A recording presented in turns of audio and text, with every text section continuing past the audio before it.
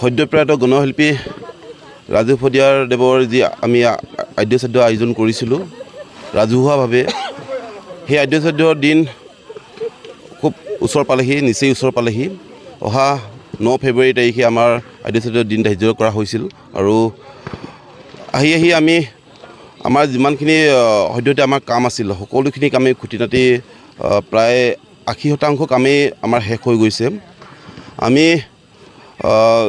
মাংগলিক কামৰ কাৰণে যিখিনি আমি এখন আমাৰ সভা আয়োজন কৰা হয় বা সভাস্থলী আমি পতা হয়, তাত আমাৰ 20 যোৰাতকৈ অধিক, অৰ্থাৎ আমাৰ 22ৰ পৰা 23 যোৰা গায়ন বায়নে ইয়াত অংশগ্ৰহণ কৰিব।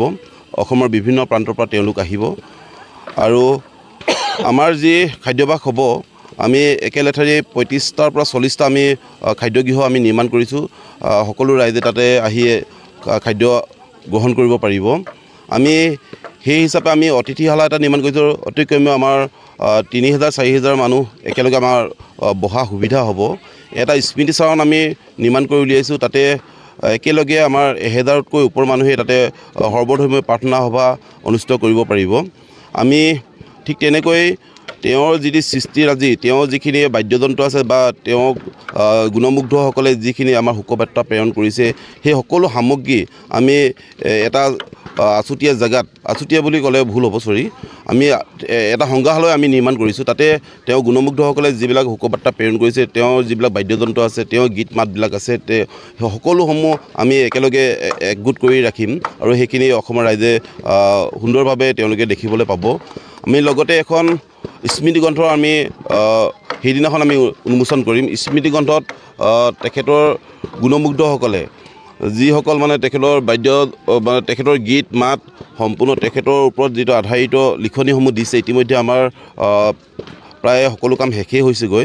গতিকে সেইখনো আমি এখন স্মৃতিগ্ৰন্থ আমি প্ৰকাশ কৰিম।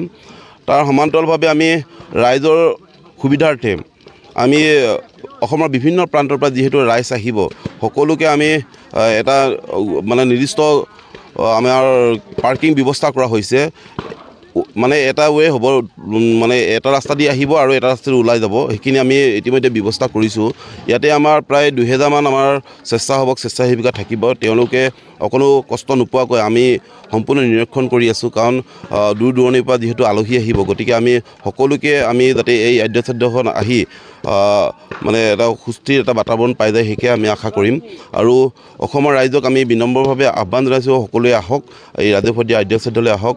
এই দুখৰ মানে বেলিকা আদ্যশ্ৰাদ্ধত তেওঁলোকে উপস্থিত থাকি শোকসন্তপ্ত পৰিয়ালবৰ্গক এষাৰি মাত দি যাওক আৰু তেওঁলোকৰ প্ৰতি এটা সঁহাৰি জনাওক। গতিকে সকলোৱে আহক, আমি বিনম্ৰতাৰে সকলোৱে ইয়াতে আমাৰ যিখিনি শদিয়াৰ ৰাইজে সহায় কৰিছে সকলোকে ধন্যবাদ জ্ঞাপন কৰিছোঁ। কাৰণ আমাৰ শদিয়াৰ প্ৰত্যেকখন গাঁৱৰ পৰা তেওঁলোক যুৱ সংঘবিলাক আহি আমাক সহায় কৰিছে, খাদ্যভাগতে হওক বা অন্যান্য যিবিলাক আমাৰ ইতিমধ্যে কাম কাজ চলি আছিল, সকলো ক্ষেত্ৰত আমাৰ কিন্তু শদিয়াৰ ৰাইজ তথা অসমৰ বিভিন্ন প্ৰান্তৰ পৰা ৰাইজ আহি আমাক সহায় সহযোগ আগবঢ়াই আহিছে। গতিকে সকলোকে ধন্যবাদ জ্ঞাপন কৰিছোঁ।